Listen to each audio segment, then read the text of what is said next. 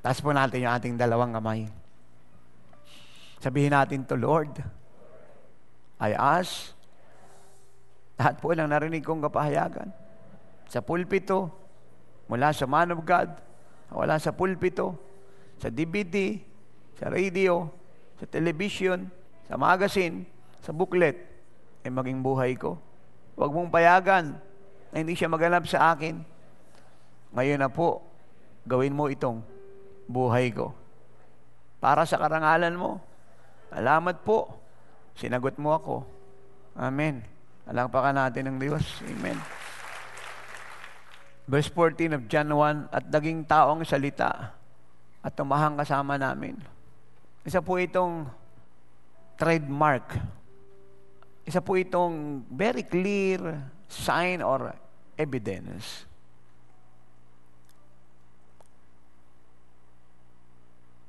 ng pagiging totoong alagad ni Jesus. Yung pong palagi kang nasa Panginoon sa presensya niya at palagi mo siyang kasama ay very clear evidences, trademark or sign ng iyong pagiging totoong alagad. At naging taong salita tumahang kasama namin. Ikaw to. Sa presensya niya, you pray, kasama namin. Kasama namin si Jesus. Kasama ko si Jesus.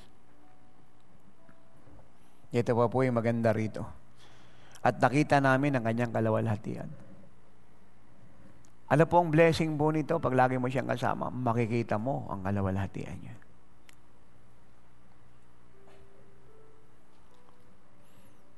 Makikita mo palagi ang kalawalhatian niya. At the more na nakikita mo yan, the more na nagmimithi kang sumaiiyan. Nagmimithi ka na lumukob sa iyan, maghari sa iyan, pumuspo sa iyan, na pumasok ka sa loob niyan. At nakita namin ang kanyang kalawalhatian. Pag lagi mong kasama ang Lord, lagi mong makikita ang glory ng Panginoon. At lahat yan ay i-impart niya sa iyo. Kaya hindi ako maintindihan ng church noon. Alala ko nga yung dating nagtuturo sa amin na ako po'y bagong naligtas, mga ilang buwan ata, patungo sa 1 taon. Siya po yung district pastor dito sa buong Quezon City. Nasa West Point ako Reverend po siya. Itong ministering ito na pinanggalingan niya, pag inaordinahan sila, automatic reverend. Kaya for them, kahit maraming pastor ng mga time na yan sa ministeryong yan, hindi sila basta nag-oordina. Dahil kahit papano ay nakakaintindi ng principle na once na inordinahan ka, ilisensyahan ka, reverend ka. At once na inordinahan ka, hindi privately yan, publicly. Kasama nun exaltation mo. Dahil paharap ka sa kongregasyon Ipapaabot na ngayon, pwede na siyang magkasal. Pwede na siyang mag-officiate ng child dedication. Yan po yun. So, meron na siya authority. Kaya yung gagawin niyang pag-officiate ng kasal, ng child dedication, at iba pang spiritual exercises na yan sa church, ay valid at ino-honor ng Diyos. So, pinapaabot po yan sa congregation. Hindi yan papil-papil lang. Upang lang sa ganon, dumating sa congregation yung respect.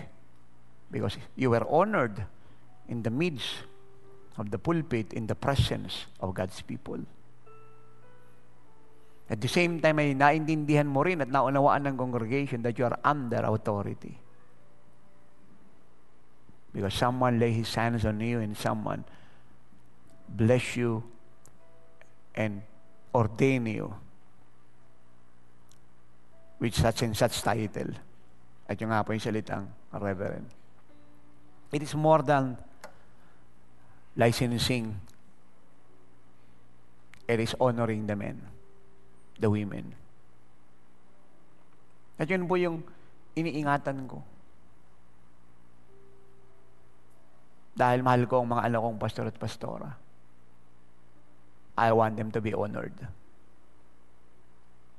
As I honor them, and God honor them. And I want the people of God to respect them more and give them much respect because of their office and calling. Wala. Minsan, yung iba hindi nakakaintindi. Gusto niyang maging ice cream na nalulusaw yung kanyang Gusto niya apurahan biglaan. Pwede ko po bang sabihin sa inyo, lahat po lang inaapura hindi sa diablo kundi diablo.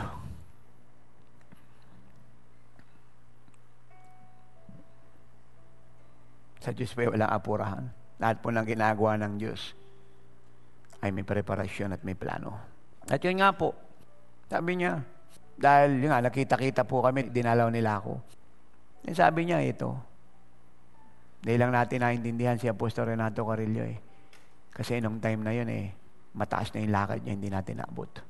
Kasi sarado isip natin. Pero lahat ng sinasabi niya sa atin nun, totoo.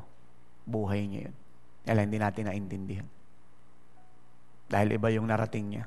Iba yung spiritual play niya, ngayon lang tayo nakakaunawa. Sabi niya, blessed din po ako sa kanyang humility. Yung kanyang admittance. Totoo po yun.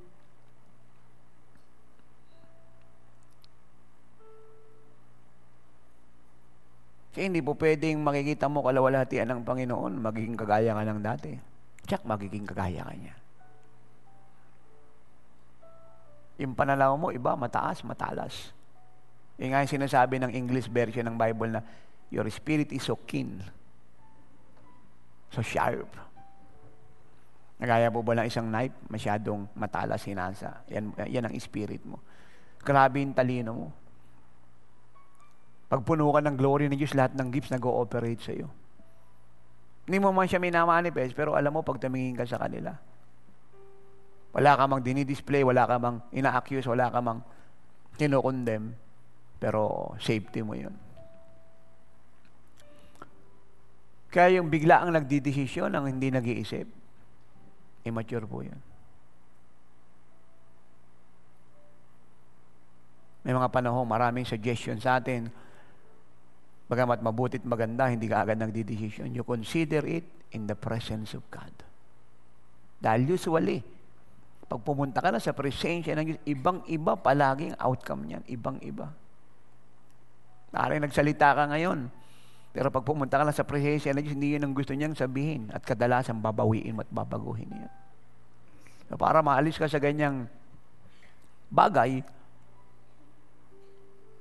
at hindi maging kabigatan yan sa mga hindi nakakaintindi, hindi marunong magtiis, umanawat, magpatawad, then maraming panahong papayapa ka. At mag-iintay sa Lord. Lalo-lalo na yung pinapaabot sa iyo ay isang isyong maselan at bagong-bagong issue.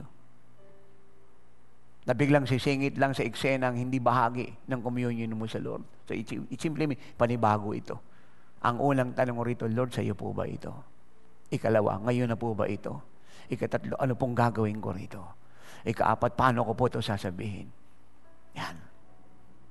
Then, pag nagbigay siya ng signal, then, that is your victory. Dahil pag umalis ka, kasama mo siya. At minutes man po yan, isang army man, ang aharapin mo, isang hukbuman yan, tsak panalo ka.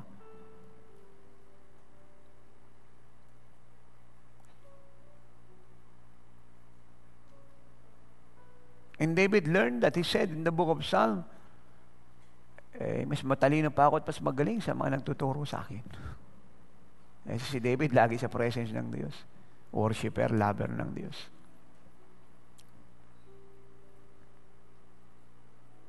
Yung sabi niya in Psalm 119, the entrance of your word in my heart gives me understanding. The entrance. So yung pagkaunawa po natin ay dumadating at lumalawak po yung ating pananaw at pagkaunawa pag ang salita po niya ay pumasok sa puso natin.